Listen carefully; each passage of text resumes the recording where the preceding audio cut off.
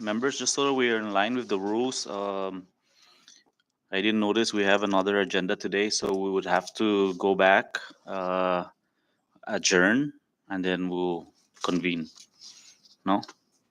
And with, yeah, just so we're in line with the rules of procedure, to make sure that we are following our own rules. And with that, I'll recognize our vice chair to.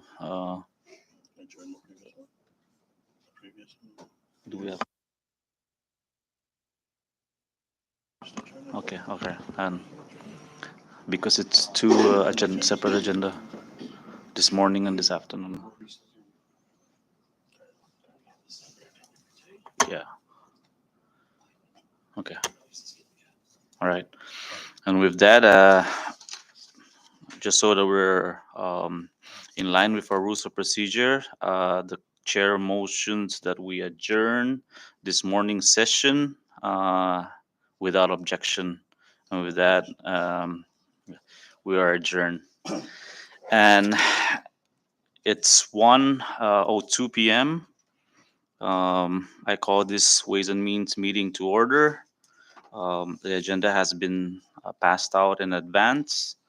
We do have quorum. And before we start with the presentation of DPW, I'd like to recognize my vice chair, Rep. Blas Atel, Rep. Julie Ogo, to her left, Rep.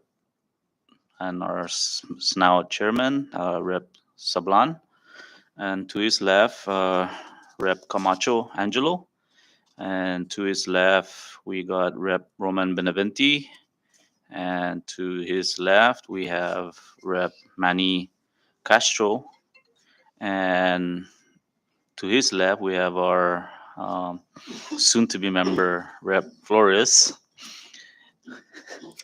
And across the aisle, we have our legal analyst, Ms. Claire. Thank you.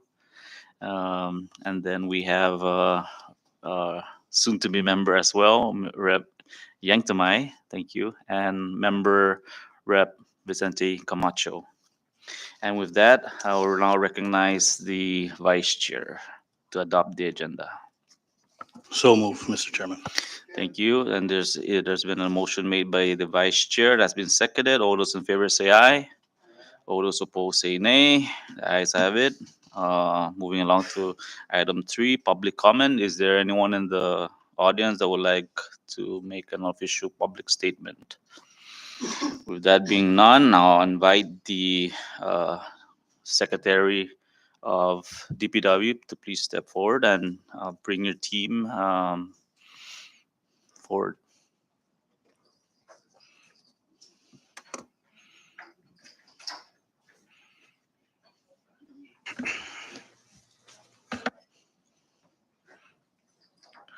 Thank you, Mr. Secretary, for making your time available today. And thank you for bringing your team. And with that, I'll yield the floor to you for your opening statement. Thank you. Thank you. Good afternoon, Chairman and members of this August body. I'd like to thank you for inviting the Department of Public Works to come up and make comments regarding the budget submission for our department, which is before you. I would like to introduce, of course, the members of my team.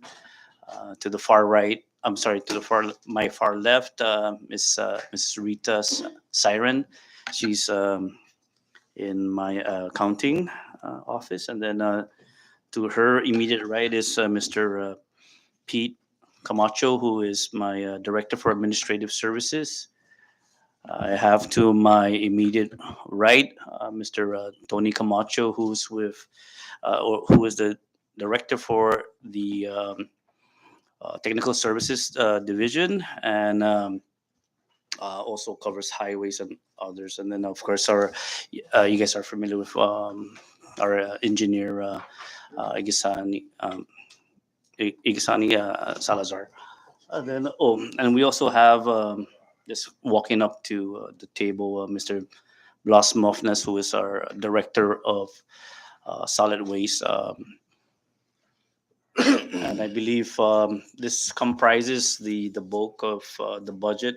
I do have other divisions that are not up here today because they are off island. For example, the Division of Energy are currently my staff are currently on road conducting recovery assessments and providing butane stoves out to the community there that have been impacted by Super Typhoon Mawar.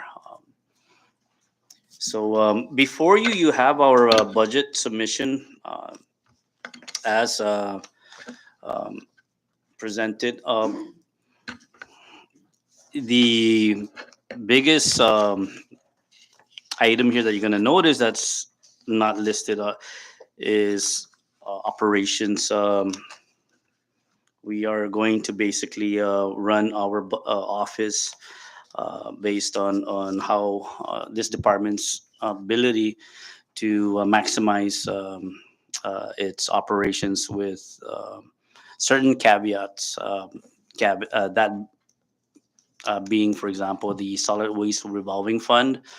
I believe the Office of Management and Budget and Governor's Office had submitted um, in their transmission to the body, this body, that the solid waste revolving fund not be uh, earmarked for anything other than its intended purpose, so that we may be able to operate the solid waste facilities in the Commonwealth to where it needs to be to avoid sanctions from U.S. EPA.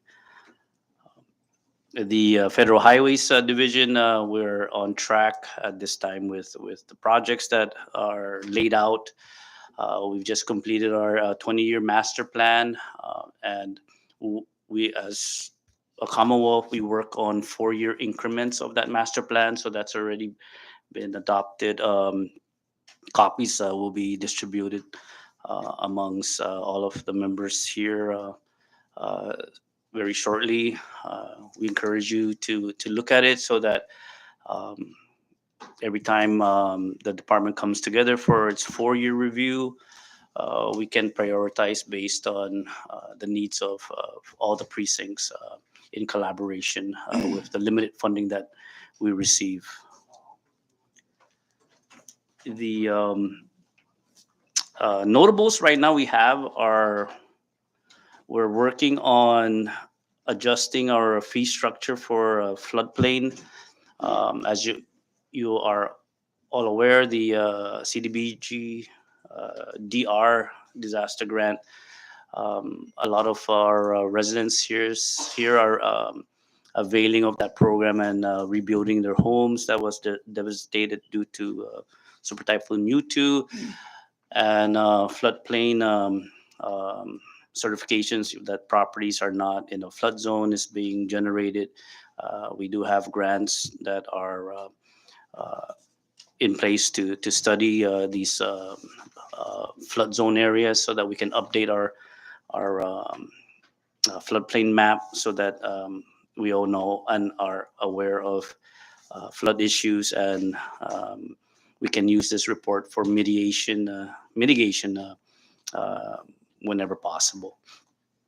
Uh, it, Other notables is the solid waste. We will be revisiting the tipping fee structures and making adjustments. As you know, the inflation um, that has hit the United States, to include the Commonwealth, we're not immune. There are costs that are beyond our control that we have to mitigate, such as sending recyclable items out of the Commonwealth that the department is required to conduct. Um our right-of-way office is still inadequate. We do have a staff of two, but without a competent manager that needs to be uh, brought in quickly so that we can address all the right of way concerns that we all have. I know you've been inundated with calls from your constituents asking for services that this department should be able to produce. Um, but right now we are limited. For example, we do not have an in-house surveying team. We're heavily dependent on the Department of Public Lands and the Division of Lands and Natural Resources for these services. And right now, we've been placed on uh, the lowest level of priority. So it is taking a lot of time. We're talking about tracing properties, retracements, and the like, and that's something that is beyond our control at this time. But should our right-of-way office uh, be updated and properly staffed, we will be able to start dealing with these issues that have been plaguing the system within right-of-way office. It is extremely handicapped, as I have said. Um, so I would be asking you guys for a lot of leeway here and also assistance. Um, Public Law 20-52, which had brought the right of way management under the Department of Public Works, um, still has some rough edges that needs to be clarified. The primary concern, of course, is the disposition of the fees and leases and permit payments that's going to be received. The Attorney General's office, for example, still believes in a prior opinion that we need to send these collected funds to MPOT. But just as how DPO had ran the program, um, we may be able to hold back a certain portion for the administration of the right of way in the form of paying for uh, direct costs or expenses that the office will incur. And I do not have, and my team do not have any real qualms about those funds, the excess funds, going to where it needs to go, which is MPOT. MPOT has mentioned in a conversation with me directly that they are willing to sit down with us to help draft the rules and regs, and if any minor amendments to Public Law 2052, just to make things clear. Um, with that, that's all I have for now. Of course, I'm going to ask my directors here to give a quick snapshot of their respective divisions since they are here um, for you guys. Thank you. Good morning. Um, for the Technical Services Division, we, as the Secretary has mentioned, our 20-year master plan has been submitted to us. As a matter of fact, we just received it on our table today.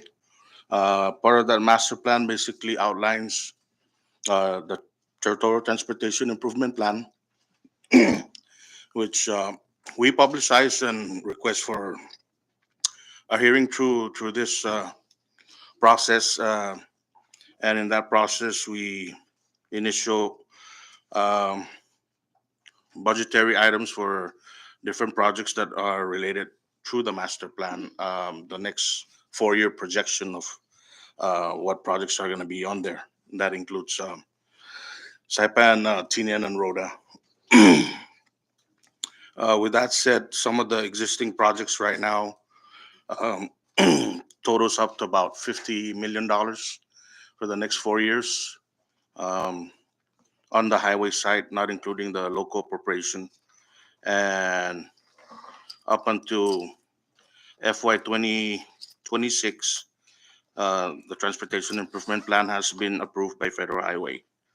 Um, with that said, there's not a there's not much for DPW TSD to do other than implement all of this. And as you can see, there are many projects going on right now, so we are quite busy.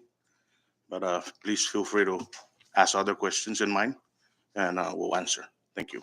Thank you, Director. Uh, Pete, just a recap of personnel. Yeah, good morning, members of this house. Um, DPW Roads and Grounds have a staff of 17 current personnel. With the release of our ARPA employees. I know in the revised budget we were given 10 additional FTs. I would like to ask this body to be mindful that I know the FTs are given without funding, but you know we would like to see those FTs maintained at our roads and grounds division, because we have a plan to boost the number of people, because we have a lot of roads that are upcoming to be maintained, and not to mention that every time there's bad weather calamities and whatnot, we are also part of the RAC. It's a RAC team. DPW, is always called upon for any pre and after disaster, so that we can be able to, you know, uh, help the islands. Like Secretary Yuma was mentioning, our team went down to Rora for the distribution of butane.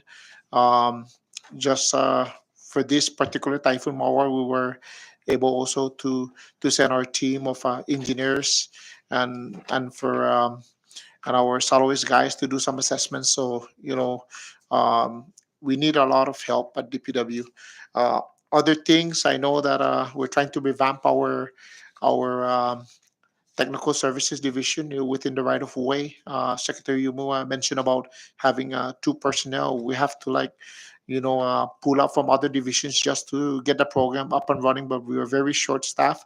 Um, that six FTEs that were given to us, we would like to also maintain that, so that we can be able to not only work on our regulations, but to be able to have the necessary personnel needed in order for us to enforce our right of way regulation that was given to DPW. Other than that, building safety code, we don't have a building safety official. I know Mr. Congressman Angelo Camacho used to work for DPW. He's aware that building safety code is official is a vital and important position within building code, and it requires either a licensed engineer or an ICBO certified person. We do not have one. We currently have Mr. Gani Salazar sitting in as an acting capacity, but with with having an FT at building code to be able to fulfill that requirement by statute, it'll really help us in trying to navigate and for compliance purposes. Other things from my end is we're working on several different regulations. We managed to update some of our regulations, like the solid waste regulations, but I know the fees were updated just maybe like 5 or 6 years ago. But it still needs a lot of work to be done on that. Um, Solid waste regulation, we're working on our floodplain regulation. It should be publicized soon. We've already done the bulk of the amendment. We just have to get it publicized. We got to work also on our right of way regulations and our road cutting regulations as well. So yeah, that's it for my end. Thank you. Thank you, Director. Anyone? Go ahead, Blas. Speaker. Oops, sorry. Just a quick report regarding the solid waste operation right now. We're in a very critical stage to, where we need funding and all that. Where we should be putting out on the street a lot of our contractual, obligations that's required under the permit, or at least to put it out, or at least to look at, that option. Otherwise, it'll probably be an internal operation, which I don't think we're adequately staffed, nor you know, properly equipped with the necessary equipment. Other than that, it's just really, we're just maintaining. Right now, it's just we're struggling with funding issues that has to be ironed out, and hoping with the secretary's assistance to work with finance to properly reflect the right, not only a fee that revenue that we're collecting is really the tipping fee. However, according to in discussion with my our accountant, Miss Lina Torres, she's with me right now. It's really just a matter of just matter of analyzing whether or not the fee itself will be sufficient. How much, as the secretary mentioned earlier, if we do contemplate on increasing it to replace the suspension of the earmark of the beautification tax, and I'm not sure what's the status with that. I I would caution against that because right now, like even for the increase would definitely be realized once the zero waste initiative that EPA is planning to implement or require implementation. It would definitely increase any recyclables, and as of to date, and in as of now, and in the from the beginning, any segregated recyclable materials are free of charge. We might need to put if we need to put some fees into having people or the community do their part to to segregate, and which is for free, and then we're going to ask them for fees. We might have some backlash from the community. There will be backlash, of course, with the economic situation ongoing. uh, whether it's going to be supported or not remains to be seen. So, there is still a lot of discussion that needs to be done in-house, and hopefully we can come up with a, resolution and favorable decision as to, you know, continue the proper management of the solid waste management division. Right now, it's only Saipan out of the Sinamay that is collecting TPF. Road and Tinian are still struggling and I guess making that decision.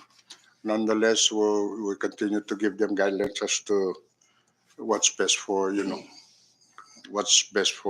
what other options that they may have. Thank you, and I will just wait for if there's any other questions that are, that you guys, that the members might want to submit. Thank you, Director. And with that, thank you for the opening statement. I'll recognize any member that would like to ask some clarifications. Rep. Sablon.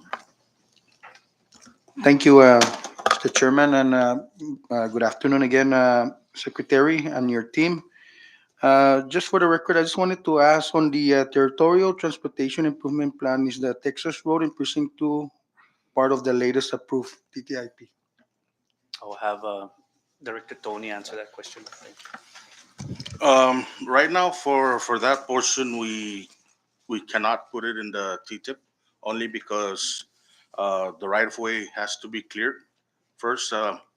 We do we are required to submit a right of way certification, and if we do not have the right of way certification, then we can't really put money towards that project yet. And the easement issue you're talking about is the one after IT&E going towards, was it Monsignor Ben Road, or Uh, where is the issue actually? Correct. Uh, So part of that road connects through the Olay Elementary School, Right. right? And then that road goes right through that area. So that's part of the entire Texas road. So there's still a bunch of properties that are um, need some acquisition. So there's no way in your capability or in the past that you guys do phases. Maybe perhaps I know that the road goes all the way to Oliay, but for the at the moment we've been having issues over the years with easement issues with those private lot owners. So and the reason why I asked this question because the project now that is ongoing in Beach Road, Mhm. and I can assure you guys that Texas Road will be heavily used to avoid uh, long traffics in the Beach Road, and this Texas Road is already deteriorating. And I hope and I beg you guys to please take a look at Texas Road. We really need to fix that road. It's always been used as a divert road to avoid heavy traffic in on Beach Road. And this upcoming project right now the Texas Road we've been patching it with those potholes. I could imagine when all these construction road projects are gonna be executed, it's gonna be heavily damaged. And I ask you guys to please take a look at that. My second question is, as I'm looking under the federal funds that the department has, are they awarded annually, and does it vary? So annually, it's a formula grant basically Okay. coming from the FHWA DOT grant. I think right now after the FAST Act, which is the Fixing America's Surface Transportation Act, it has increased by about 250,000. So it used to be $4 million a year. Now it's 4.250. Right. So after the 4.2. overhead costs that we do pay, um, we probably net about 3.845 million a year. Thank So you for that. that's every year. Thank you for that response. And these federal funds are flexible because I can see on the spreadsheet here that you are using some of this percentage for wages for your personnel. Correct. Okay, thank you. And my last question for now is perhaps to Director Bloss is how much of a tipping fee, since Saipan is the only one that has a tipping fees collected, how much in an annual basis, and does it vary? I believe we submitted that previously. It's about $1 million on average. A million, Yeah, a million annually, yeah. a million annually. Okay, Yes. okay. Thank you, Mr. Chairman. Are you for now? Yeah. Congressman Sablania, just to be clear, for FY 2022, it's actually 907,000. 907,000 came But up, yeah, right around. but it varies, no, Yes, depending of on course. Yes, yes, sir. debris and yeah. Yes, yes. Thank you, thank you. Are you, Mr. Chairman? Thank you, Rep. Sablan, Rep. Ogo, and then Rep. Castro.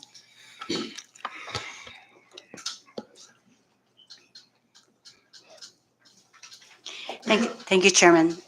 Thank you, DPW, for attending today's budget. So I know that Rhoda has their own budget for DPW, but I just wanted to get some clarification. We have a lot of dilapidated buildings in Rhoda, and I'm sure here too in Saipan. And under the personnel section, you guys have a building inspector, and in Rhoda, I guess the inspector for the building is considered under construction inspector. What is the difference between the two, construction inspector and a building inspector?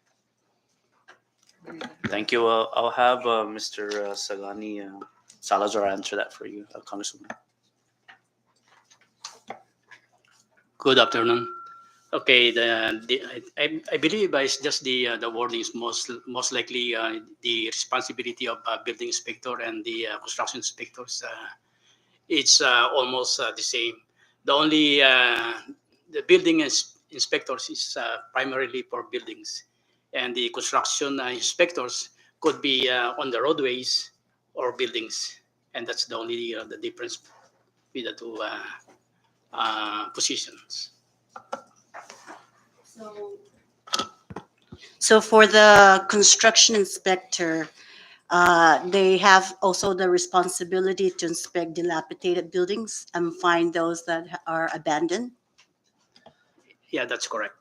Okay, thank you. Are you for now? Thank you, Rep. Ogo, Rep. Castro. Thank you, Secretary, and your team for being here.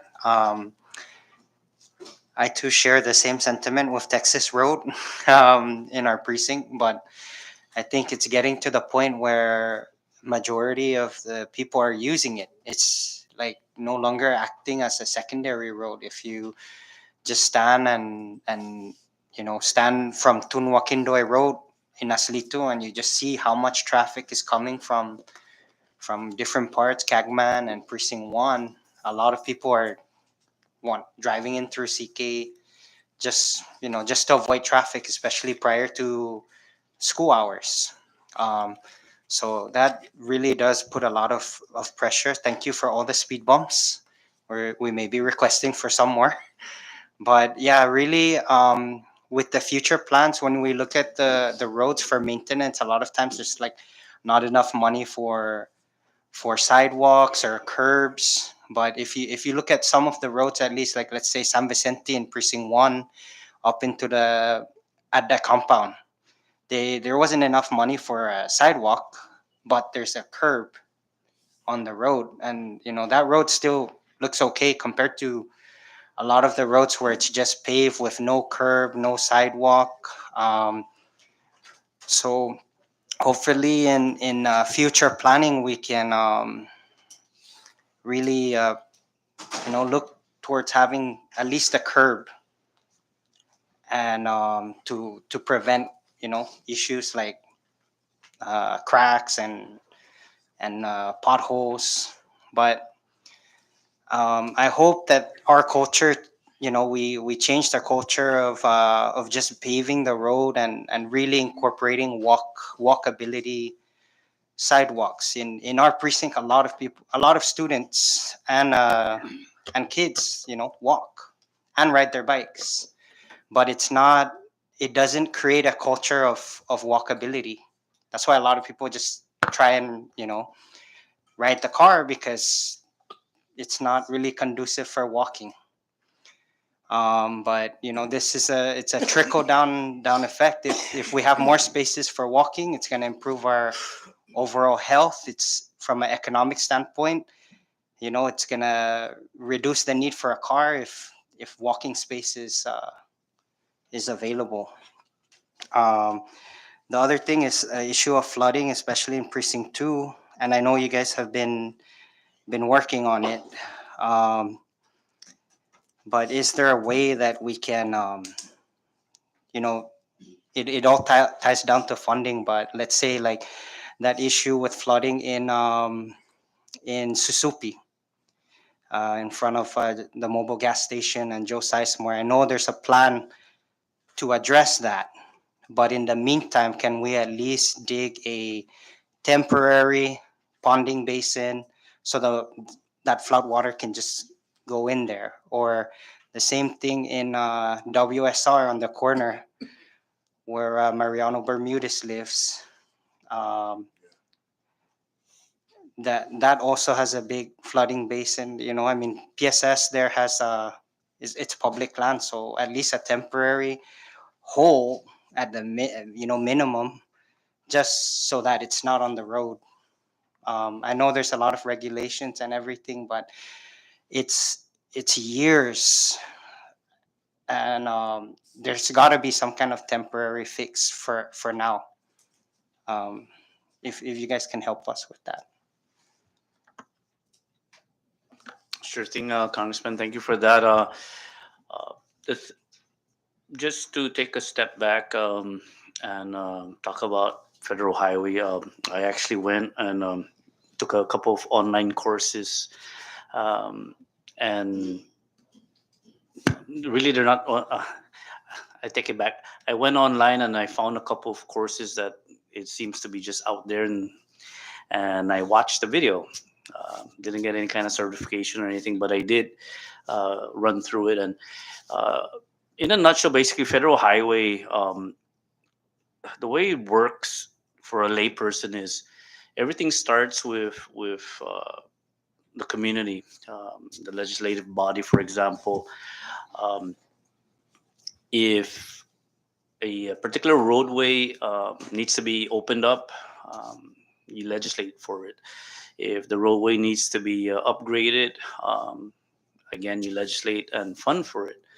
Then, if you want to upgrade it to become recognized federal highway so that we can use federal funds for that, you have to do so with legislation that will be enacted into law. Now, the issue is once you get to that level, federal highway has guidance is there. It's specified in the rules and regs of federal highway. We have to follow that. Our right of way manual draws from federal policy, and Texas Road, for example, you know, it's nice to designate that place a federal recognized roadway or highway. Funds will come in, but if you notice, the road is not that wide. So imagine if that roadway gets beefed up and now it's designated a highway, so it's a throughput. You get to drive through it. At what speed are we talking about? 35, 45 miles per hour. You know, you, you go that fast in that village, there's going to be a lot of accidents. It's not wide enough, and um, the right-of-way manual doesn't pick and choose. It just says, look, if the planning engineer says that they need it this wide, and right now it's only this much, um, then we have to deal with land acquisition. We have to negotiate. We have to do land compensation. We have to take, um, right, and then that this is where the issue grinds to a halt, because now we want to make it a federally recognized highway, but yet we don't have the resources to plan for that. You can't turn a two-way street into a four-way roadway overnight without acquiring a lot of land. So it becomes a problem, because I brought this question up at the territorial highway. I'm sorry, climate change meeting in Honolulu, where I asked, for example, Dandan area. I threw a village out there and says, if we need to do this, can you recognize this? Is yes, but you need to make sure that the infrastructure is there, or at least the property for acquisition is there. Otherwise, it becomes a problem. We can add to the list. We can also remove from the list. There's a process for that. It goes both ways. It's not one way. So these are the things that we got to consider. Of course, we gotta deal with that as for example, Congressman Castro, your question about the congestion, and Congressman Sablan, it will be an impact, and we are looking at that. But as much as I want to divert traffic, I really don't, because there's going to be a lot of families, a lot of homeowners that are going to be upset because the noise level will shoot up.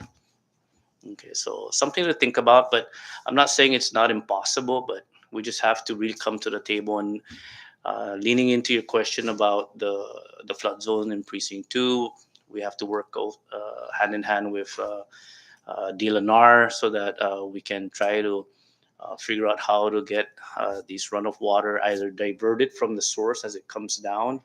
There are grants available for that, such as from the DOI, Land Reclamation Bureau, so that we can channel the runoff somewhere else, so that it doesn't flood in areas. So I am looking at that dynamically, but again, it's going to take some time, unfortunately. But I love to start the dialogue and go from there forward, and try to seek at least a direction. I don't want to say an answer, because it's going to take years, but for an answer. But we can at least start a dialogue. Thank you.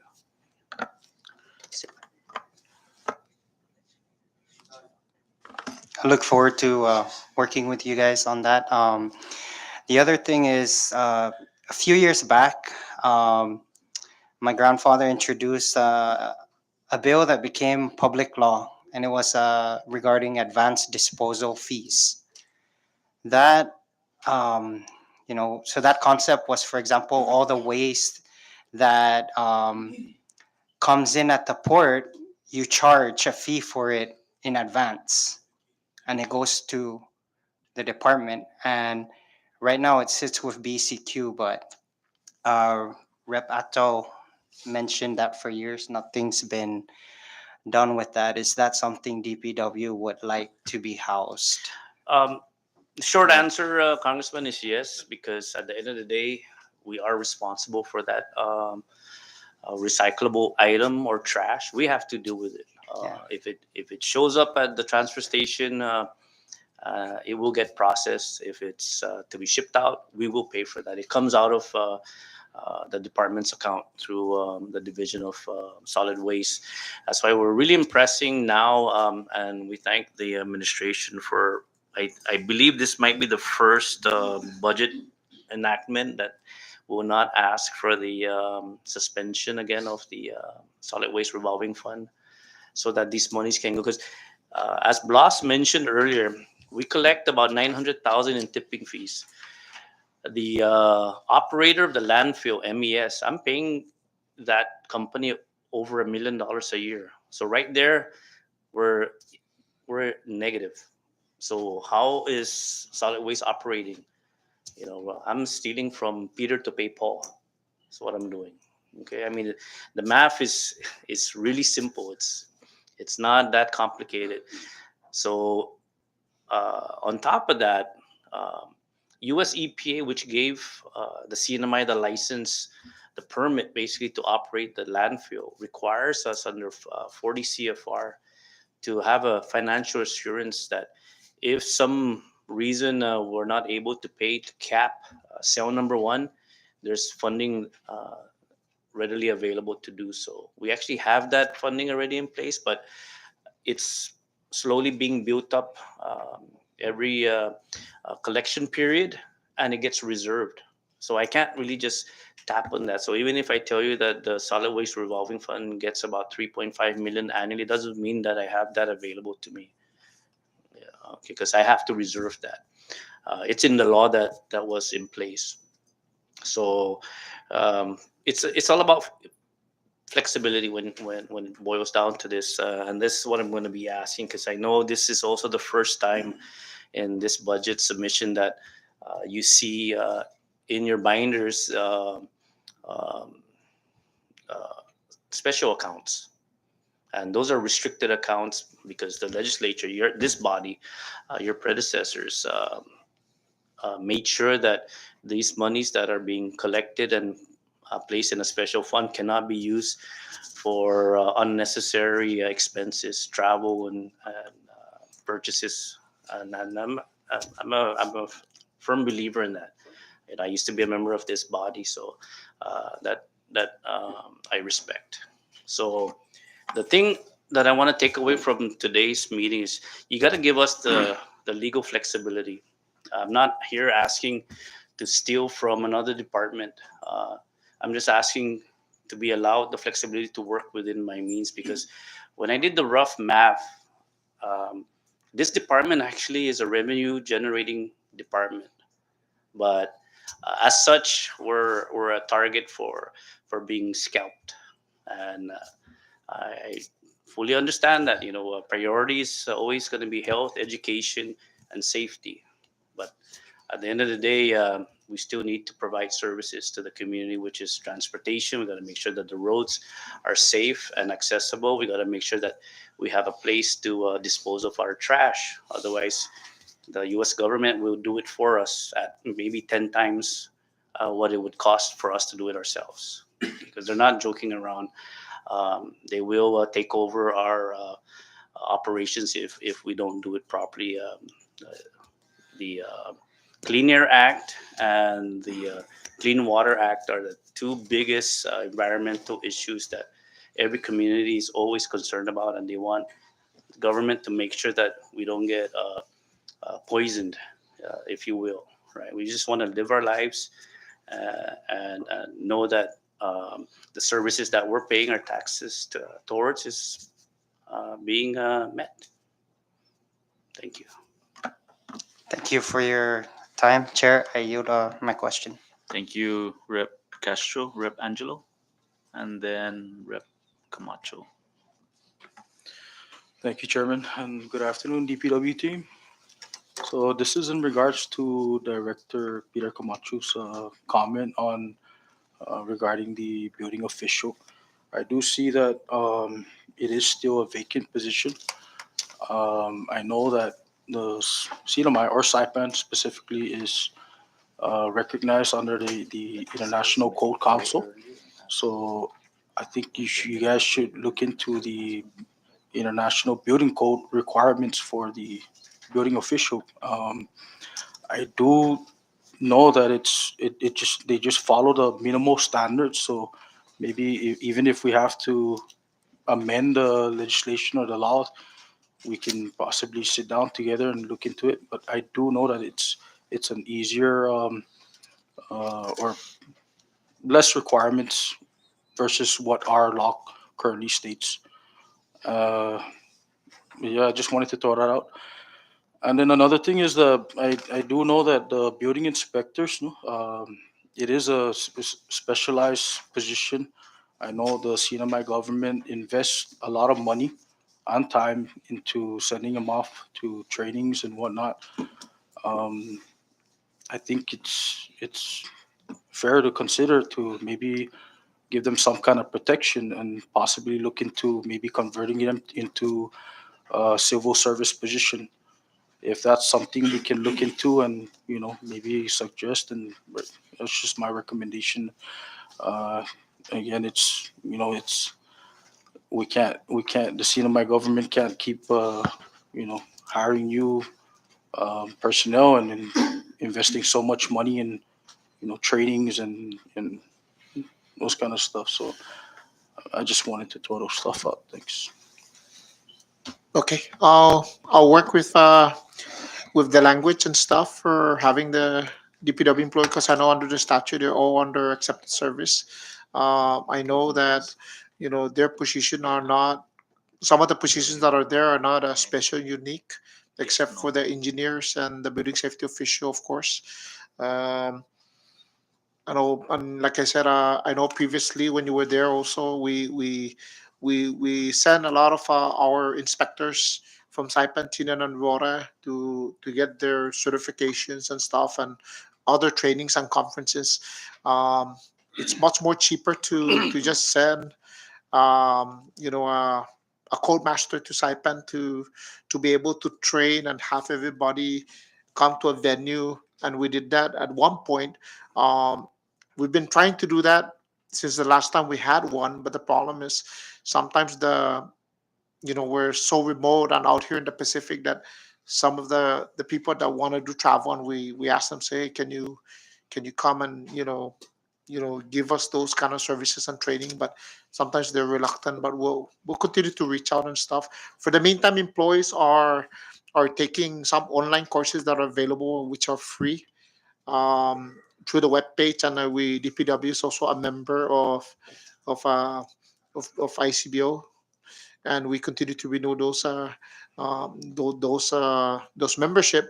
But I think the real issue is we want to be able to get our guys certified so that they can be able to provide those inspection services and with credentials.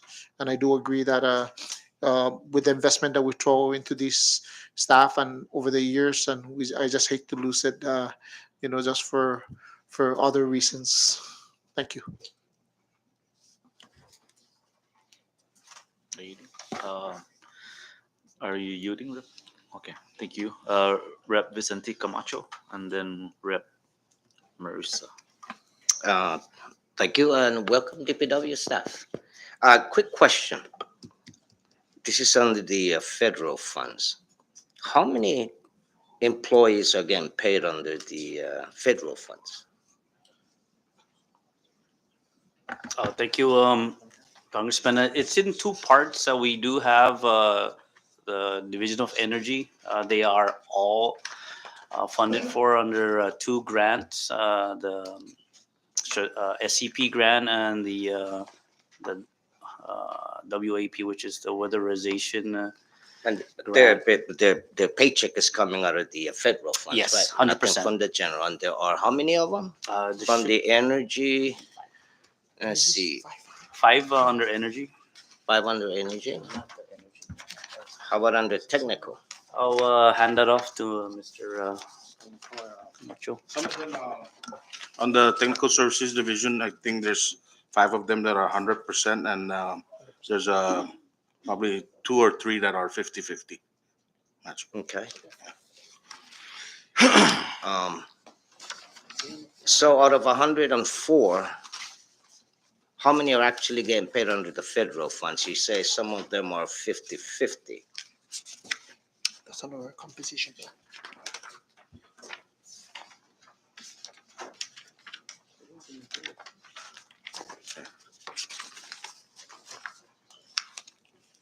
I think you have to list with the composition.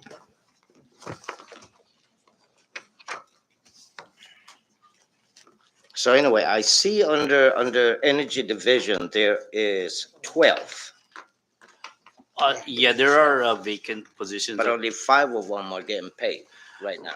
Right, those were added, but I may actually not fill those. Again, it all depends on needs right now. Under the technical services, there are 21, right? correct. So my question is, so out of the, let me see, the 8 million, 3.4 million is allocated for personnel. And it seems to me like even the ones under the federal funds are included in the 104 that requires 3.4 million for personnel. That's a percentage, Congressman. So, if, for example, the What's the percentage? yeah, The- it should be right there. You can see the percentage. Yeah. It'll say 80, I 20, see it, 80 or 20. 43% of it. So, if you see names on the general fund side and then you see the same names on the federal fund, you're gonna notice that there is a difference between the percentage. One would be 60% on one. Yeah, I And then couldn't 40 tell on the from, other. I couldn't tell from the general Yes. and the federal. That's why I'm Yeah. asking. But yeah, nobody's double dipping if that's what you're. No, and I'm not Concerned saying that. What I'm looking at is the, if And we're not double inflating. if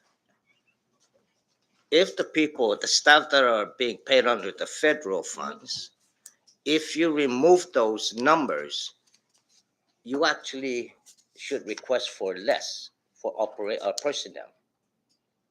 But it seems like even the ones from the federal side are included into the general. You see what I'm saying? There's only 5. By the numbers. Can I answer? Yeah. Out of the federal employees, Mm-hmm. 5 of them are under 50% federal and 5 of them are 50% local. Okay, but it doesn't show on the. They have a total of 17 employees, but out of the 17, 5 of them are getting paid 50%. Right. And one of them for this coming or for this fiscal year, it's 10% from for the boss, the secretary, and 20% for our director, C. Anthony. Yeah, it's just that it doesn't it doesn't show the breakdown. It just shows a full amount. Yeah. Yeah, So that's why I'm asking. So if you take all those numbers, actually it reflects the 3.4 almost. So you know, if you remove all of those, regardless whether they're half and half, technically you should only be asking for about 2.1 for personnel on the general side, general fund side. That's just me. Maybe I'm wrong. But now you just said that it's either 50-50 or 40-60. yeah, it's See what I'm not. saying? Yeah. So it's not reflecting on here. But we do pay 104 FTEs for I understand. for But I'm that saying 3 is it's not million. reflecting on the report. That's all. Yeah. I yield for now. Thank you, Chair. Thank you. Thank you, Rep Camacho. Rep Flores Marisa. Thank you, Chair. Uh, Thank you, DPW team, for being here. So you spoke about the solid waste revolving fund, And there is a section under Title 155D, Financial Assurance Subaccount. So it says 500,000 per year out of the total excise tax designated for solid waste revolving fund. 10% will come from the excise tax funds appropriated for Rhoda, 10% likewise for Tinian, and 80% will come from the excise tax funds apportioned for Saipan. Number two, once accumulated, a minimum of 500,000 will be maintained in a savings account that can be accessed immediately. Any additional funds above 500,000 will be maintained in a TCD or other higher interest bearing funds that can be assessed within a 90-day time period. Is that currently happening now? That would be a question, Congresswoman, to the Secretary of Finance. I do not have control at that side of the House. So do you have any knowledge of this money? I do have a report that was given to me by the Secretary of Finance. It's a little dated, but unfortunately, I don't have it with me. I can provide it to you under Munis. It shows roughly about 6.8 million at the time. Miss Vicky, since you're here, can we burden you to kind of indulge us in what is the current number? Do you have that? Would it show on your side? I don't have access to Munis right now, but we can provide that information to you later Okay. on. If you can provide that information, what's left or what is current to this committee, I'd appreciate that. Okay. Okay, and then it says funds from this subaccount cannot be used for any other purpose except for the closure or post-closure or any corrective action that may be required for the Marpi Solid Waste Facility or DEQ permitted landfill in Tinian, Aguiban, and Rhoda.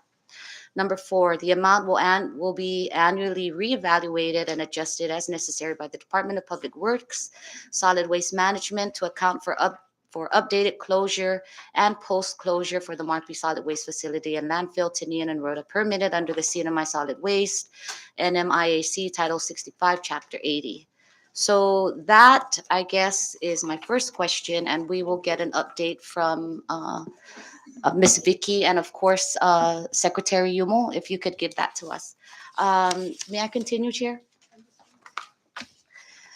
There has been a list of grants that were provided to me, and I know that the Department of Public Works also has a division that deals with energy efficient purposes, right? So I believe, I don't know if that's Ms. Thelma under your division. So there was a grant that was given to you that will expire in September. The Department of Public Works Efficiency Energy State Rebate. The award was 212,000. Of that, you have 33,260 and $59 still available.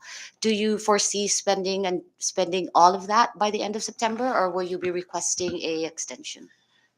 Right now, thank you, Congresswoman. We are expending that, and if need be, we will.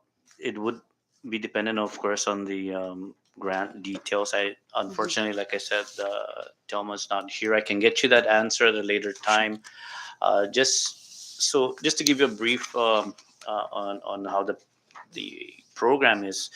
A person who owns a home comes to the office and they are at a certain at a certain income level.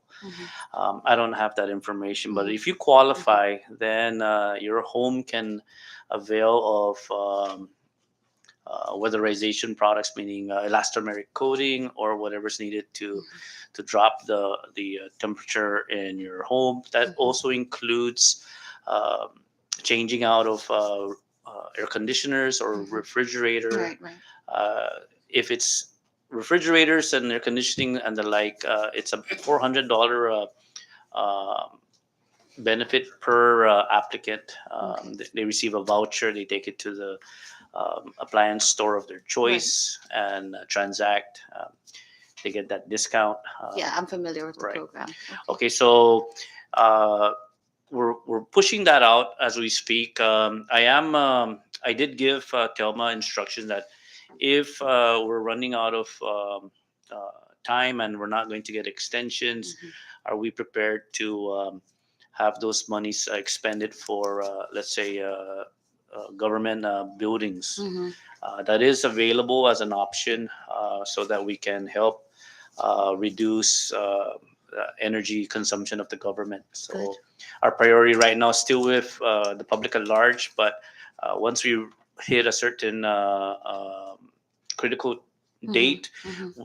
we will look into that. Okay. And then, so do you sit on the CNMI Energy Task Force? No, I don't. It's under the governor's executive order that was signed last term. Uh, I believe it's co-chaired between Thelma Enos and whoever CUC's executive director is. All right. I So- believe governor's representative Paul. is behind me, Paul Regis. Regis, and he is also on that board. Okay. Or, So my next question is the Recycling Redemption Facility Year 1. There was an award in September 2021. The award was for $327,966. To date, as of June 1st, they have spent $168,031.10. The remaining balance is $109,962.75.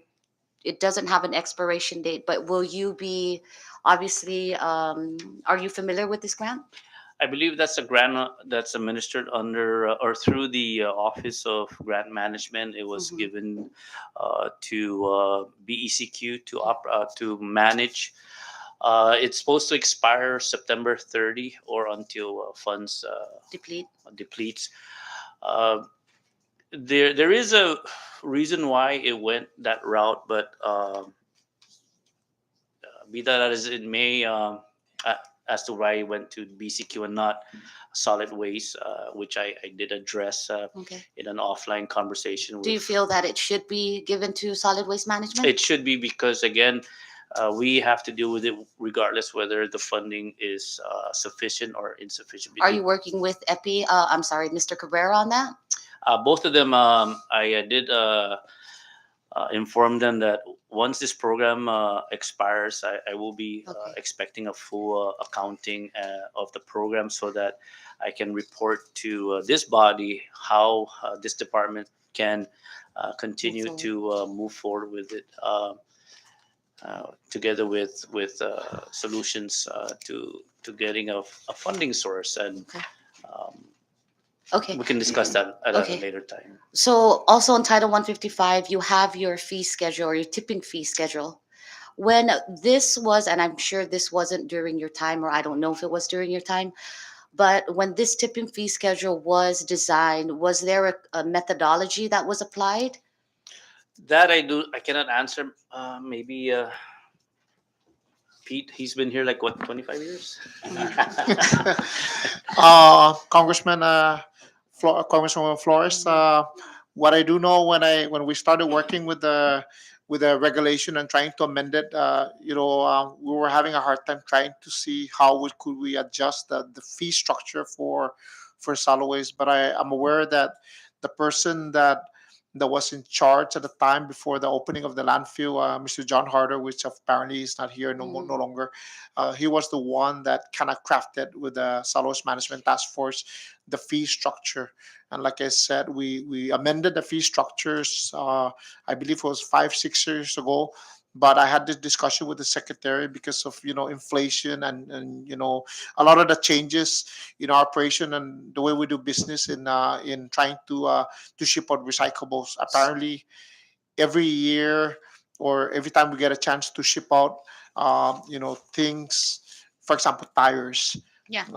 When we did ship out tires, I think it cost maybe in a ballpark figure, maybe like 300,000, and then I think the last contract was like maybe like almost 600,000. And So there was no methodology, not that you know of. not that I know of, Okay. and we changed the way some of the fee structures because they used to charge it by weight. Mhm. So instead of by weight, we decided to change the charges per pieces. Yeah, it says tires off the rim less than 22.5 inches, $2.50. Yeah. And then it says, and I'm going to get somewhere with this.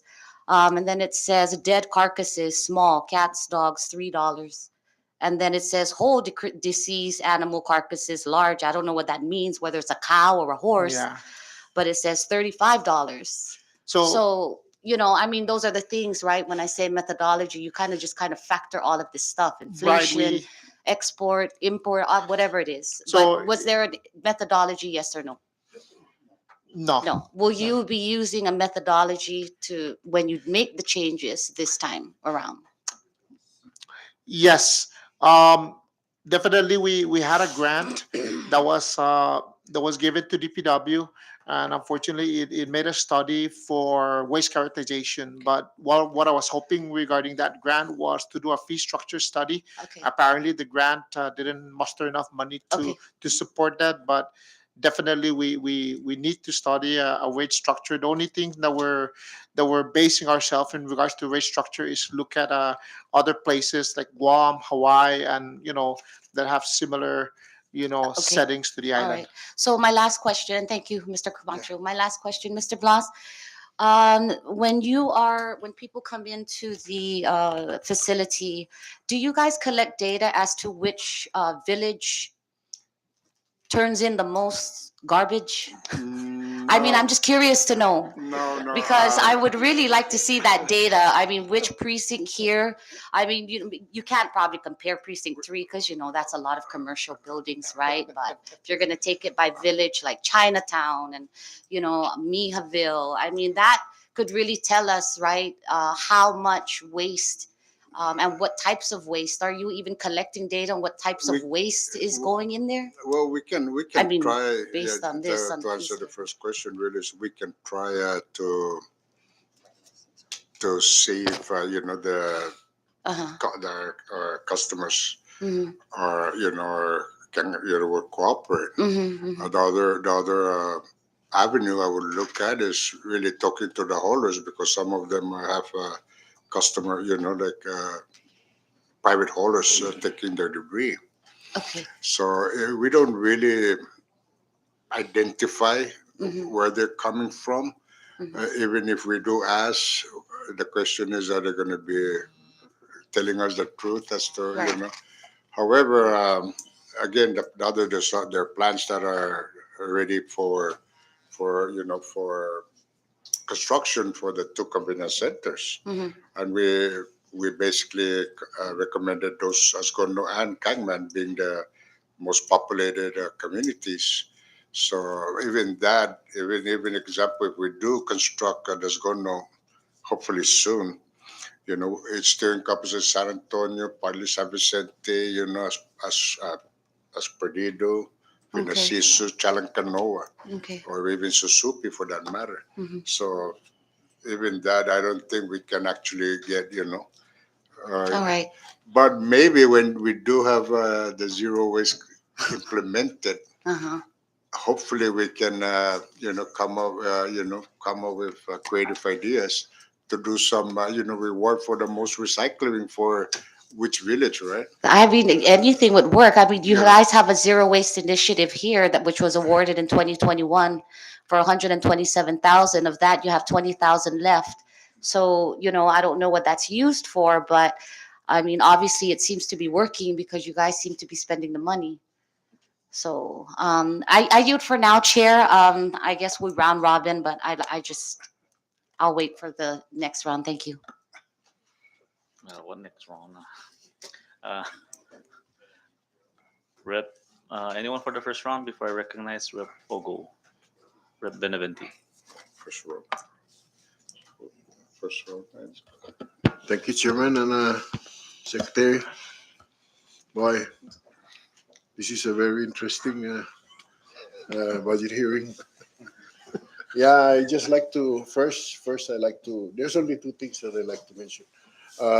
First, I like to share what Blas has just been mentioning, and I like to highlight some concerns with regards to Asgorno and the trash, rubbish around there, all the trash that's accumulating, most especially not only Asgorno, but especially the corrosion point, the beach area. On the corrosion point, it's like a dumping ground. and I hope that um, we have enough funding to construct Transfer station, the convenience transfer center. station in That's good. Asgono, and even in Cagman too. I think there's one in Cagman, but that is a major concern. That is a very major concern.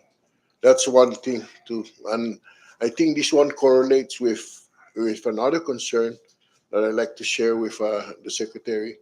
I just mentioned earlier to the secretary because I've talked to some individuals earlier, right before this time. I was concerned because the governor came out with regards to the project, one stop permitting process for projects, any kind of projects that's going to be constructed here, and you know, Secretary Yumo is here. I just kind of mentioned to him in the other room real quick, but I just like to let it out and share with you guys because I just heard that the governor wanted to implement that process and try to speed up the process of construction, uh, any kind of development that would help our community. Unfortunately, I heard now that Fish and Wildlife, BECQ, and BECQ and CRM and HPO are bagging each other together to try to work with the public works, and I think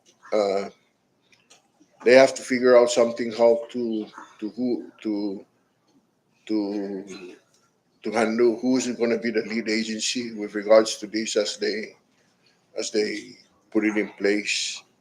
Because only like last week they had a problem, and I saw that problem down there in the beach road. I mean, in the just down by the gas station down here in Sadoctasi with Fish and Wildlife. The mayor is trying to cut the overgrown pagu tree that was coming out on the side of the road, and he was stopped by Fish and Wildlife. So you know, I'm not saying I'm not saying that I'm against Fish and Wildlife's regulation, policy, and procedures, but I think we have to work together. That's why if we have the Secretary of Public Works who is really responsible, try to mitigate and work together with the administration to see how we can work these things out.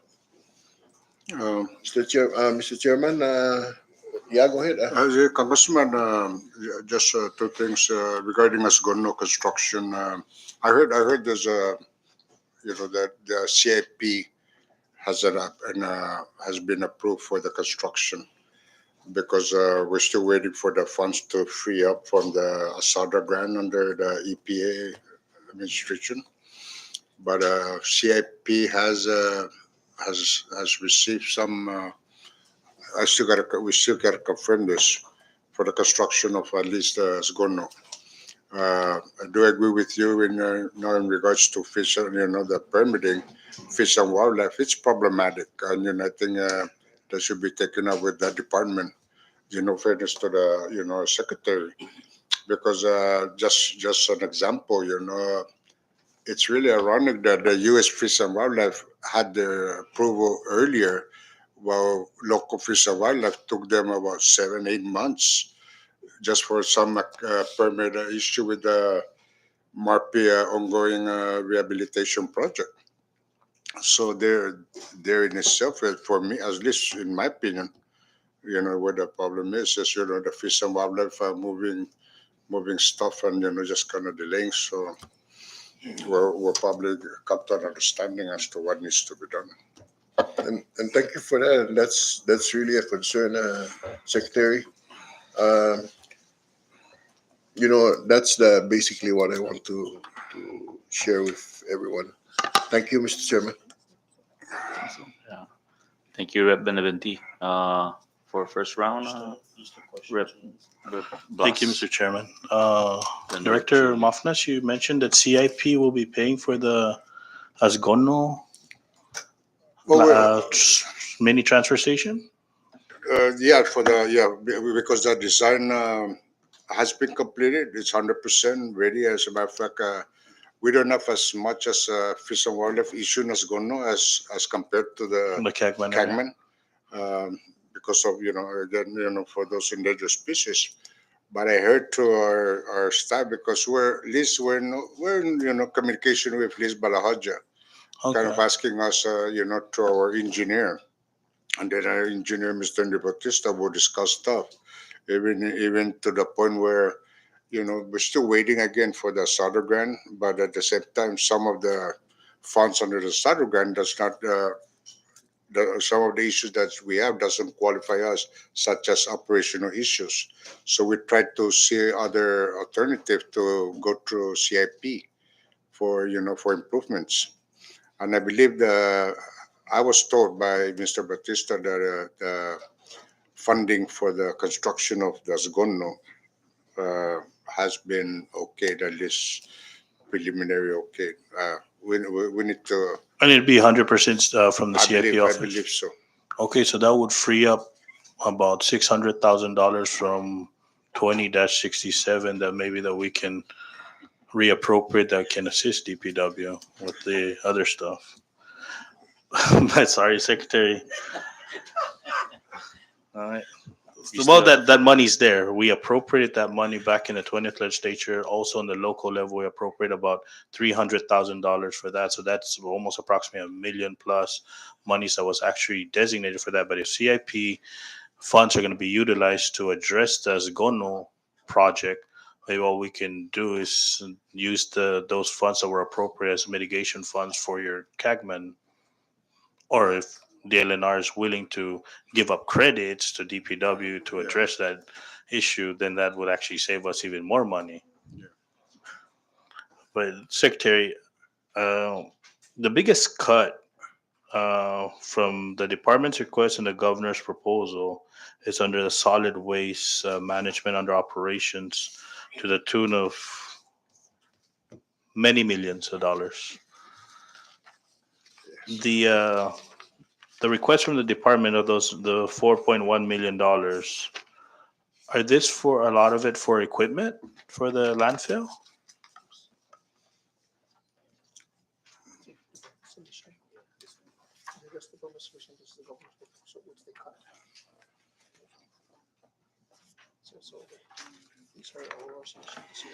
Yeah, the way the submission works is that all of this basically is what we estimate as the actual cost to run the entire division. That includes making payments to the vendor that's operating the landfill. This is not free money that's available for new activity. It's basically we're just saying, look, this is really what it's going to cost for the solid waste to operate on its own without any interference. Just drawing upon the solid waste revolving fund, for example.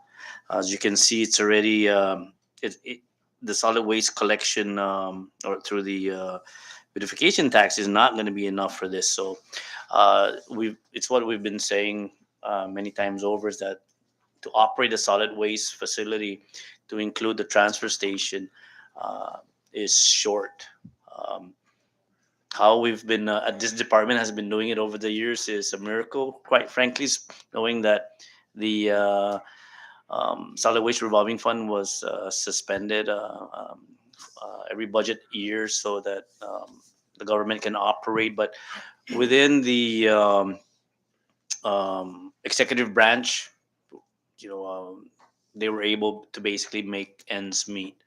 So the flexibility, again, it goes back to the flexibility where we need to be allowed to make these adjustments so that we don't come to you guys.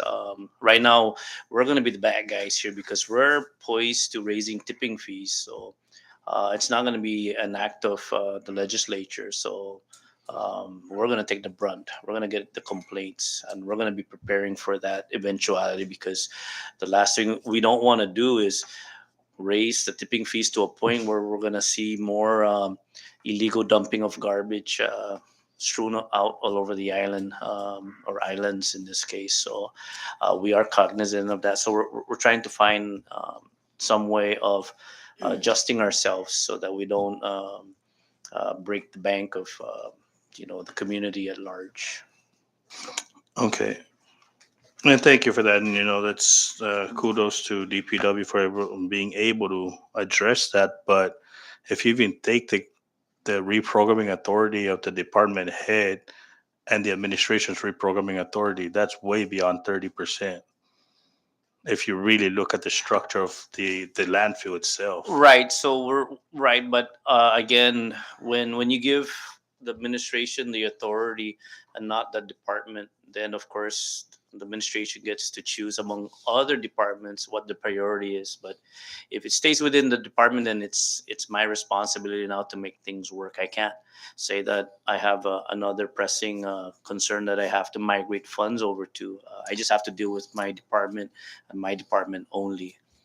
I do understand that, but if you're looking at $4.1 million and $7,000, just think of the reprogramming authority that you yourself and the administration put together.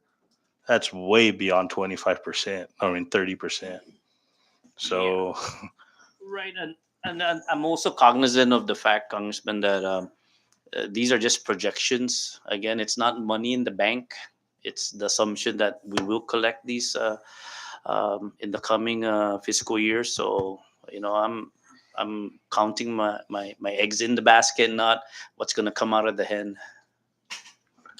so I guess unsuspending the 13-42 is going to be a big part. And 13-42 has multiple earmarks in it. And one of the ones that Rep. Marissa Flores had brought up, that's actually the EPA contract. So that $6 million figure that we see on the Muni system should be somewhere in like the 30 plus millions in that account since the inception of 13-42. Because when the closing of the Puerto Rico dump, 1342 was created to address the EPA contractual agreement to make sure that the two cells can be opened before they close the first cell. And on Right. top of that, should they close the landfill, that the remaining funds should be able to address the EPA contract for a minimum of 30 plus years, correct? Right, and that's correct. Yes, and again, proper accounting is going to be needed to see exactly how much was collected over the years and how much was expended Sure. properly. That's beyond my department's responsibility. But yes, you're right. The whole purpose of this exercise here, what I'm trying to relay is that I'm trying to delay the closure of cell number one as much as possible. Cell number one, compared to the other cells at the landfill, is the largest. It was designed basically to receive the estimated garbage at the time that the garment factory that was here was going to produce, and then the hotel. So the whole analytics was designed to keep that at bay. Of course, the garment industry went away early, so cell number one actually went well beyond its intended lifespan. We're actually on borrowed time, but today the cell number one is at about 80% capacity. Doesn't it seems like a lot, but if you look at the topographical area of cell number one, we can go about another 8 feet high before we have to cap it. We have to basically start sealing it up. We have to put a rubber layer plus dirt and a couple others, and then monitoring, and then we have to have cell number two up and running, so that we can migrate over. So um, the the issue that I'm trying to prevent is to have too much money set aside for assurance when it could be available for legislative appropriation if need be. Otherwise, yes, it needs to be there because again, U.S. EPA's mandate requires that we have to have this assurance. the best assurance that I actually want from the legislature is full faith and credit. If we can do that, then our job is done. Because you know, if we as a government fail to cap it in accordance with EPA regulations, then they'll come in and do it. They'll basically get a court order in district court, federal district court, to put a receiver, just like what they did with the Guam or dot dump.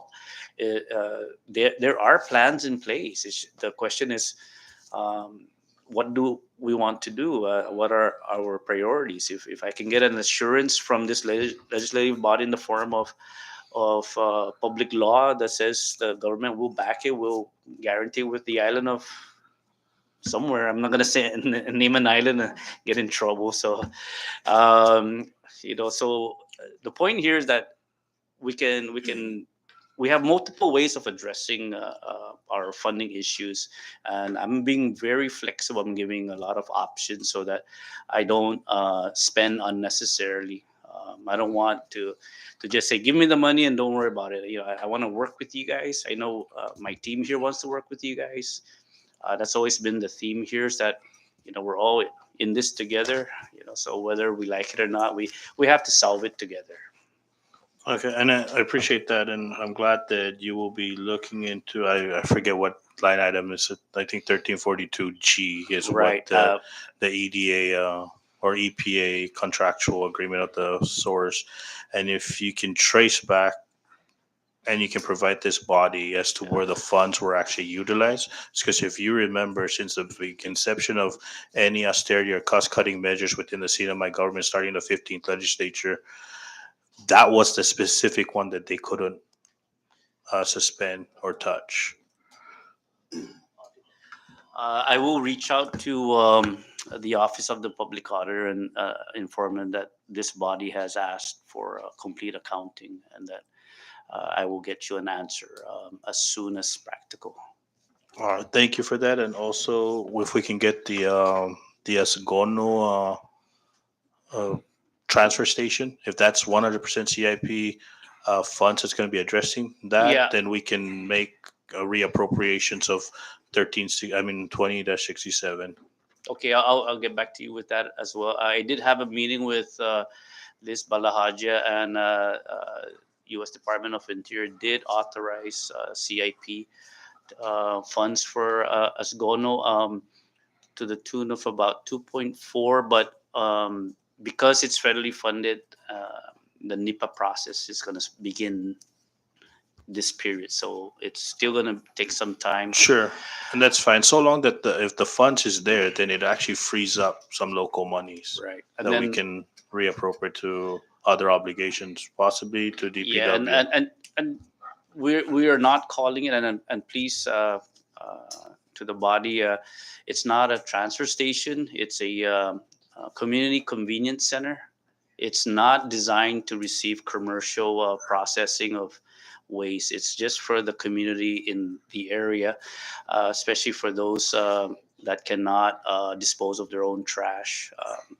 Those commercial haulers that have accounts with other businesses and other clients, they go directly to their facility, and then onward starts the landfill. All right, thank you, Secretary. You, Mr. Chairman. Thank you, Vice Chair. And for the interest of time, we need to wrap up before 3. We have a graduation, so we'll recognize now for the second round, Rep. Julie.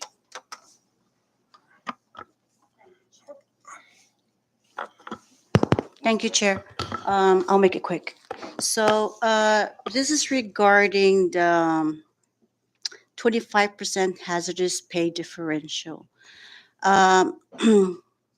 Saipan employees are getting their payout for that on time, Mr. Mafnas? I don't believe so, Congresswoman. Okay, because the reason why I brought it up, DPW Solid Waste, the last time they received their differential pay was for the 2019, but they only have 6 months pay out of that, and I believe they're supposed to be receiving every quarter. Is that correct? Oh, I believe It- so. Yeah. With Saipan, of course, and TNIAN, Yes. it's the same thing, right? Yeah. So is there a reason why there's a delay or why there's the payout has not been given to these employees? I know Con- there's a process, there's Yeah. some documents that has been routed out, but they still haven't received it to date. And this is referring to 2019, 2020, and 2021. So, Congressman, for the hazardous differential for our island of Saipan, Tinian, and Rora, Saipan usually processes their hazardous differential for their personnel here. Tinian process respectively for Tinian and Rora respectively. Um, the paper's been routed. Apparently, there's been some delays. Some of the documentation or the hazard differential was released, but not everything in its entirety. So I believe the one you're asking is for Rora. Right now, it's at budget office. We're still awaiting approval. It's been routed to budget office. All right, thank you. Yeah. Thank you, Rep. Julie. Rep. Manny. And Rep. Ben. Thank you, Chairman. Secretary, I'm just going to give you a copy of this. This was Public Law 11-122, and it is titled The Commonwealth Recycling Act of 1999, passed by the 11th Northern Marianas Commonwealth Legislature.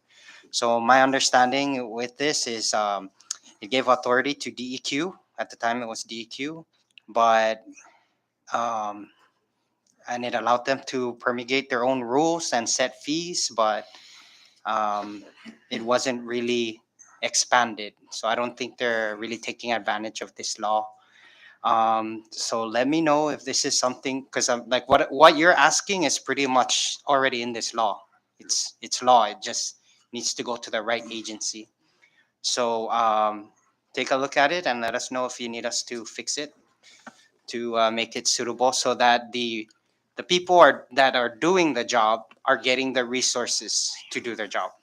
And instead of taxing the end, like the consumers at the end, you there's an advance deposit in the beginning, so that way that money is liquid. It's with you already instead of you know coming back and asking for more. Thank you. Thank you, Congressman. And yes, I will look into that and provide comments. I do understand that you did introduce a legislation in this legislative term to um, make amendments to the Recycling Act. And yes, we are poised to operating the transfer station in such a way that we can facilitate recycling in this fashion.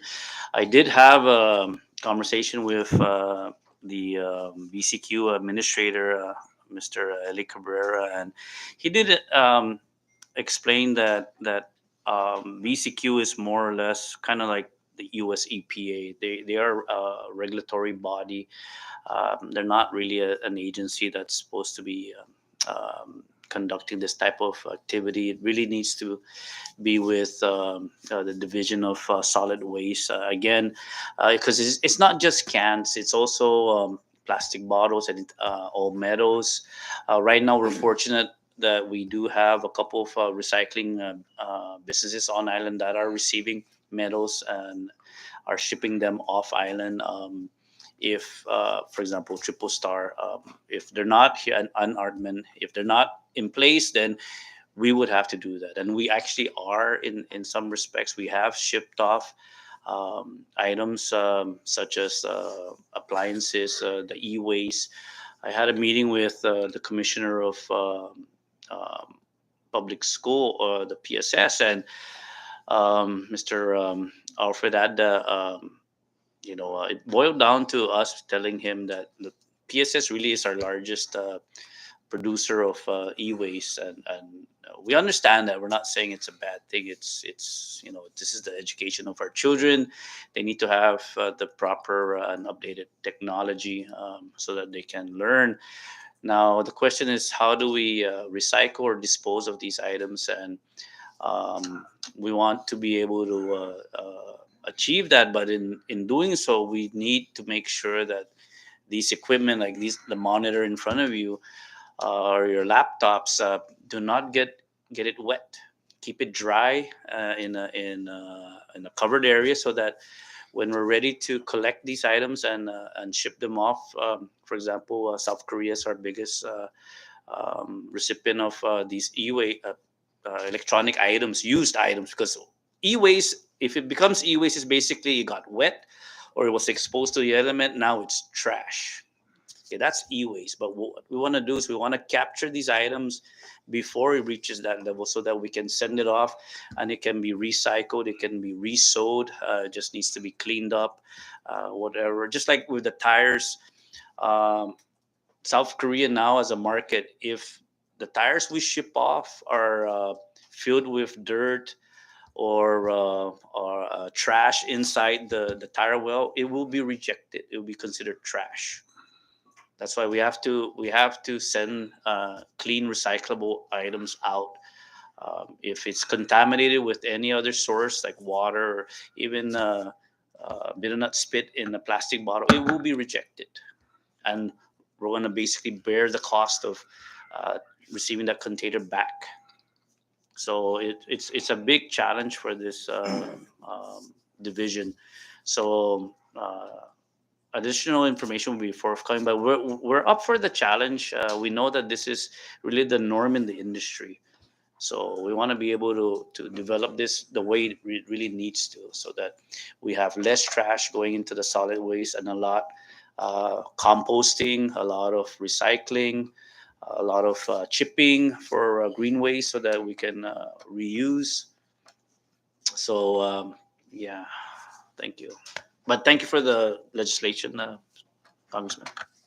Okay, yeah, I just one last thing, if we can move towards upcycling, like embedding that into PSS, getting some foundries for them so they can melt the aluminum and repurpose other things. But thank you for your time, and I look forward to meeting with you separately. Thank you, Rep Castro, Rep Vicente, and then Rep Danita. Thank you again. First of all, what's the lady's name? I want Miss to Siren, apologize for what I said earlier. Mrs. Siren. Yeah. Okay, about the matching. However, so most most everything here is 90%, Yes. 90 or 80. So where does the other 10% come from? The 10%, it's, I calculated the based on the budget's request that we we we compute the request for 80 hours. Okay. And the That's why. reason why I had to go back on that, because he Yes. said he's not double dipping. No, no. Yes, it's computed by 80%. Okay, if I I mean, may, 80 hours, I'm sorry. yeah, okay, Congressman. 100%. If I may, okay, here's how it works in a nutshell. Because we have federal funds for a specific federal or grant purpose, highways or energy office. So if an employee is 100% funded, and that means that employee has to do 100% of work related to that funding source. So if it's federally funded, you're doing federal work, period. Got it. The reason why there's a 90-10 or 80-20 is that the 20% or the 10%, they are doing local work, meaning state work, so that they're able to also function and provide services that Got this it. body may need, for example. Got it. Got it. So there's nobody double dipping, right? Okay, just want to be clear about that, because I saw that 90% and 80s. And we're not padding. But I just wanted to apologize to her for, and I take that back. Thank you so much. Thank you. I yield, Chief. Thank you, Representative Camacho. Representative Danita. Thank you, Chair. Welcome, everyone. I just want an update um, because right now I think we have 2 lakes on Saipan. We're having that J and G Sablan. Used to be a pond, now it's a lake. Pretty soon it's going to be an ocean. So is anything happening there? And Yes, when as a will matter it of start? fact, the project has been bidded out. It's been awarded to Yangtze Corporation. They're the lowest bidder. Uh, Corporation. Yeah. Jag. Yangtze's NMC, I'm sorry. Jag Corporation. So that project is moving forward. I think the only thing pending is the permit, no? Again? Yes.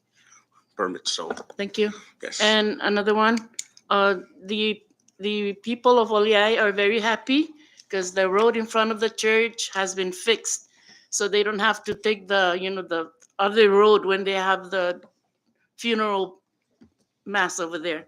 Thank you. And the other one, Texas Road. We know that it's connected from, it goes from Chalancanoa all the way up to Oliai, right? So yes, you were correct, Secretary, when you were saying about the narrow road. So is there a way we can expand it and give the people better land, you know, exchange instead of just Objan area? Some of them don't like that. It's just the rocks, the cliffs. They don't want to dive off the cliff. And another one, Mr. Is, I know you miss me already, right? Because I've been visiting you about Phalippy, and you said 8 months. So I'm holding off until 8 months for the Ponding Basin. Remember? Okay. So I'll see you in 8 months, or since January. That'll be like the end of the fiscal year already. And then Mr. Komatsu, is it? Yes. Um, I need your help. Do you have leftover tin plates? Are they called tin plates? The one for stop signs and what are they? Tin plates? So the stop sign, or is there a particular sign, or just Just the the plates? tin thing. If you have any leftover, because um, some fishermen are asking for a light. What do you call that light? Lighthouse? Lighthouse over there at the channel off of fishing base. But we couldn't get the solar because it's just, I don't know, the BECQ regulation and um, other agencies regulations.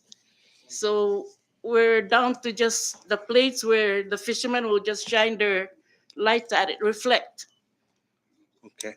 Do you have We extra? can check, but if they have a particular sample, then maybe they can share with us. We can. Well, I asked the boating safety, and they said they spoke with you, and you said you told them to hold until you have extra plates. So maybe I'm gonna have you sign this paper right now. Yeah, So. let me sign it because I don't remember talking to any of them. So just so it can be on record that I did my job, Okay, so I'll be asking them to check up on you again. Yes, please. Thank you. Oh, All right, I yield. Yeah, Congressman, we'll reach out to Fish and Wildlife. The last thing we want to do is put a sign that says, like, you turn this way, and as a boater, Not you not end up. fish and wildlife, boating safety, because they're the ones doing the lighthouse. Yeah. Right, but okay, you're right. I checked Dilinar. Fish and Wildlife, and they said no, they're not in charge. So Wow. it's boating safety. I know, so mixed up. I don't know. I'm confused also. Okay, thank you. I'm a fisherman myself, so Yes. I do want to see that channel have marker buoys to show that the way in and out, to include lighting up that concrete lighthouse that seems to be out there. But It's a Japanese structure, so HPO doesn't want us to touch it, ruin I it. see. I don't know. Okay, thank But you. I will look into it. Yes, thank you, sir. Thank you. I yield. Thank you, Congresswoman. Um, okay, members, we're hitting that time. Is there, Flores, do you have any comments or okay? Yes, yes. Thank you, Mr. Chairman. Secretary, welcome to your house and your team. The only thing I basically just want to try to, since the beach road is coming up with new road improvements, is there a way that maybe you can, the engineering can maybe look into the pedestrian crosswalk so we can basically do it formulated to make sure that the crosswalk is there for pedestrians to be crossed properly to cross the street. Because I'm working on a bill regarding jaywalking, and we need to basically have that thing properly marked on the road. So whenever there a violation being committed, that it's the crosswalk is visibly. Since we're doing that improvement, I think it's a good time to embed that in the project. This is my concern. Yes, yeah, thank you, Congressman. Yes, we are looking into that. I did receive a call from Congresswoman Marissa Flores' office regarding street crosswalks.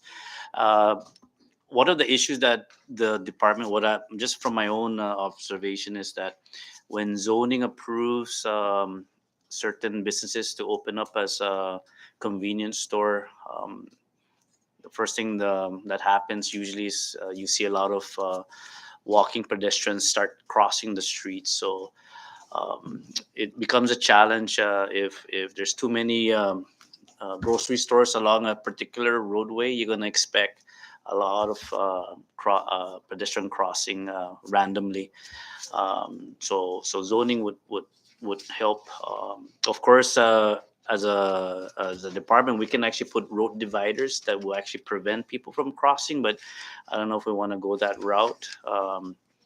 But yeah, so overall, we do need to look at our crosswalks, and uh, we will be moving forward to have them painted and relit, so that it can be visible from a distance. But just know also as well that we're going to be looking at making adjustments so that we can streamline, so we don't have crosswalks every 50 feet. Yeah, thank you. Okay. I know you mentioned about zoning, but I just thought makes just to put to make it sense better to reinterpret it. DPW actually is the one responsible for erecting the signs and everything. It's basically it's your call. That is just the way the statute is written. You erect it, the police officer enforce it. So if zoning says this and this, is you the engineering say no. You cannot put more than two crosswalks. It's new business. It's how the engineering, how the roadway should be set. It's DPW's responsibility. Basically, that's in the statute. The reason why I'm saying this is there's a lot of pedestrian that they just run out of the street and the motor just come to a complete stop and then it causes accident. The crosswalk is about only 30 feet away, but they intend to go beyond that, not crossing the crosswalk, and the motorists are stopping without having the properly pedestrian cross, and it causes an accident. We don't want to see further accident. It's just to safety reason behind it, and people will start using the crosswalk properly to go for their safety at the same time. Thank you. Thank you, Congressman. Thank you, Rep. Flores. From the second senator district, do we have any issues regarding DPW? You sure? I know we have issues with operators in the island of Rota, right? All right. Uh, the equipment. Just one question for clarification, Secretary, with regards to the power lights, street lights. I understand the budget was reduced or removed. Is DPW still paying the street light? Thank you, Chairman. The short answer is yes. We are hitting on about $1 million a year for all street lights. I am working on a potential solution for that. Unfortunately, we may have to revisit certain licenses. For example, like driver's license, vehicle registration.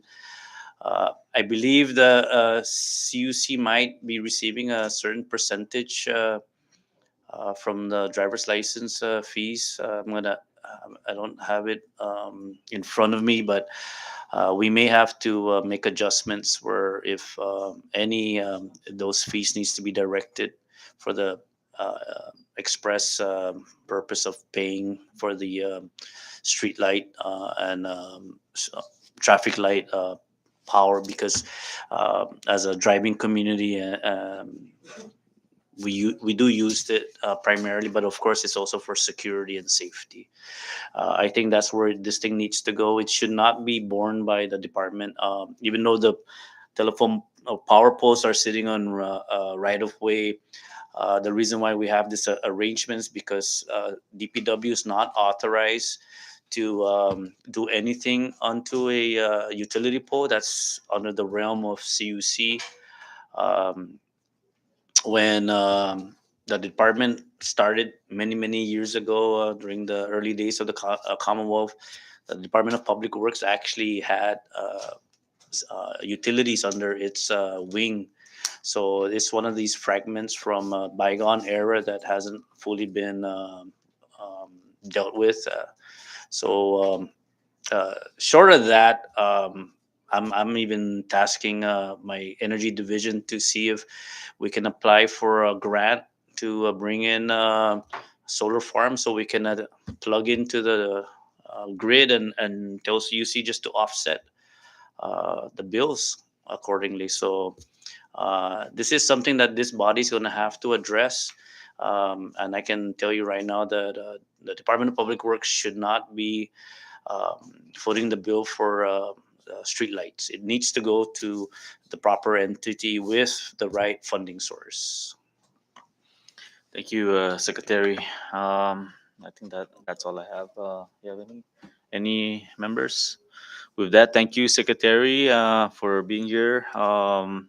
Thank you to all the team, your directors, to show support of the budget. I know DPW has one of the biggest cuts in the whole budget submission, so that's something that we're gonna have to look at carefully again. And with that, I'll yield back to you, Secretary, and for your closing statement. Thank you on behalf of my team again. We are more than happy to come before you going forward. If you need to reach out to any one of us, just let us know. We're here to help and provide any kind of data or support that we have.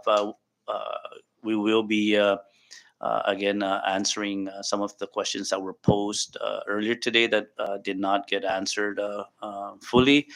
And we will continue the dialogue. But thank you again for having us here today. Dusmasi. Thank you, Mr. Secretary. And with that, under announcement, just to remind the members, tomorrow at 10 a.m. we have Department of Lands and Natural Resources, and at 1 p.m. we'll have the hearing on the Department of Labor, and then on Thursday we'll have Department of Commerce at 10 a.m. and the Department of Corrections at 10 a.m. and Department of Commerce at 1 p.m. on Thursday.